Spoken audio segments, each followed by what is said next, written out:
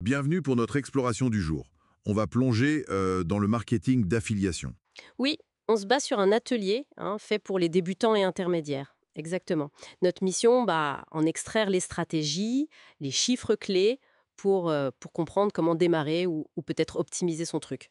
Et c'est un domaine qui bouge beaucoup. On parle de 18,5 milliards de dollars aujourd'hui. Ah oui, quand même. Et ouais, et ça pourrait monter à presque 32 milliards d'ici 2031. Il faut voir aussi que 16% des ventes en ligne mondiales, ça passe par l'affiliation. D'accord. Donc l'idée ici, c'est vraiment de donner une synthèse claire, directement utilisable à partir de ce matériel. Parfait. Alors, la base de la base. L'affiliation, c'est quoi au juste? Hmm. En gros, on est comme un apporteur d'affaires, mais sur le net, quoi. On connecte un besoin C'est ça. à une solution, un produit, via un lien spécial. Et hop, si ça vend, on touche une commission. Voilà. Et le document insiste bien, c'est pas du MLM, le marketing multiniveau. Oh, rien à voir. Ok, clair. Et niveau potentiel de gain, ça dit quoi? Alors, là, attention. Il y a une stat intéressante.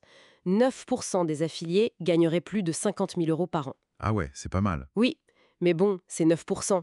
Pour démarrer, c'est souvent plus modeste. L'exemple de Sarah dans l'atelier est parlant. Sa toute première commission, 19 euros. 19 euros, ok. Reçu automatiquement. C'est pas le montant en fait, c'est le déclic. Le côté «Ah, ça marche vraiment», ça psychologiquement, ça a été super important pour elle, d'après ce qui est dit. Je vois ce premier euro symbolique. Un point qui m'a vraiment marqué, c'est le choix du produit. Le contraste est fou. Ah oui. Euh, Vendre 125 fois un petit produit physique à 10 balles, avec une com de 60 centimes, ça fait 75 euros. Mhm. À côté, tu vends quoi, 4 ou 5 produits numériques à 300 euros, avec une commission de 120 euros à chaque fois. Et là, paf, 500 euros. Voilà, l'effort peut sembler similaire au début. Mais le résultat n'a rien à voir. C'est un levier de fou. Tout à fait, c'est vraiment une question d'optimisation. Et l'atelier suggère une autre piste, très intéressante.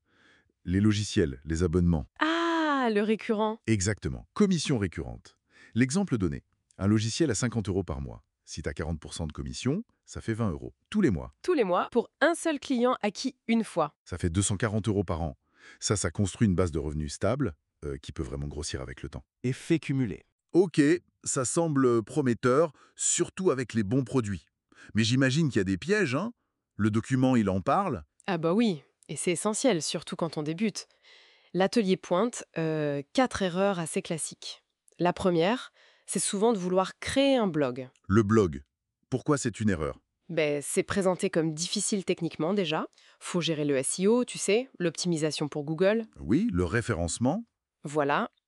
Grosse concurrence et surtout la nouvelle menace, là, les AI Overviews de Google. Ah oui, c'est résumé fait par l'IA direct dans les résultats. C'est ça. Du coup, les gens cliquent moins. L'impact mesuré aux États-Unis, ça irait jusqu'à moins 60% de trafic pour certains sites. Ouais. C'est énorme. Ouch.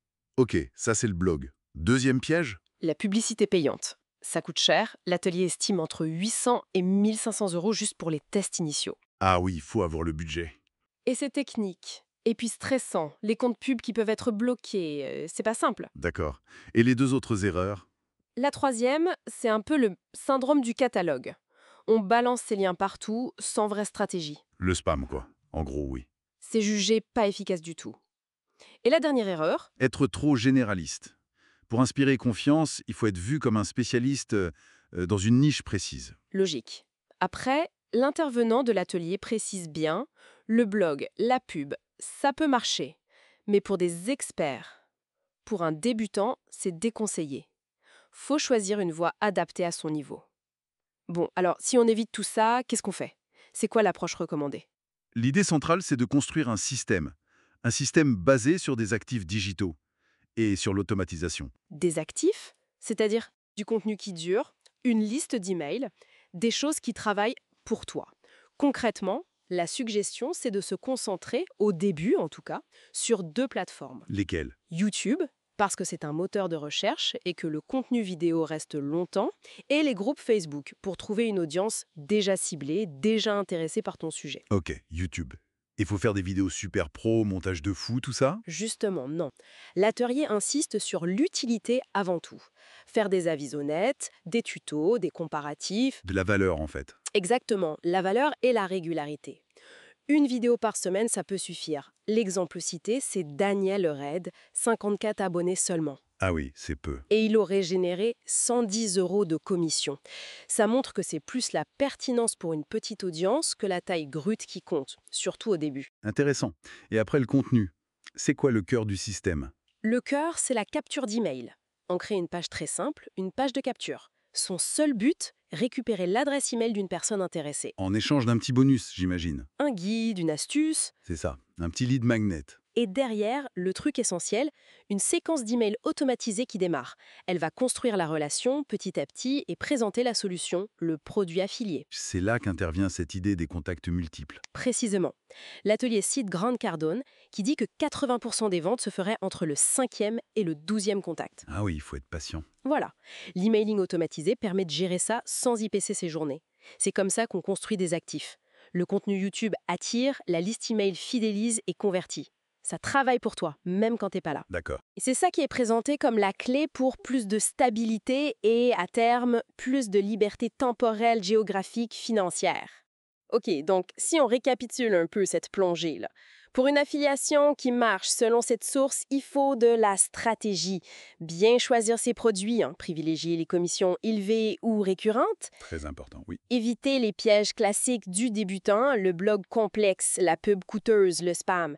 Et surtout, bâtir un système autour de contenus utiles et d'une relation long terme via l'email. C'est exactement ça. Et ça amène une réflexion, je trouve, qui est soulevée par cette approche, cette insistance sur le fait de construire des actifs digitaux, du contenu qui dure, une liste qu'on possède. Plutôt que de juste courir après la commission rapide, éphémère. Ça change quoi, au fond, d'aborder une activité en ligne comme ça, avec une mentalité de constructeur patient qui vise la valeur sur le long terme? Plutôt qu'en simple vendeur qui cherche la transaction immédiate. Voilà. C'est une bonne question à laisser mûrir, je crois.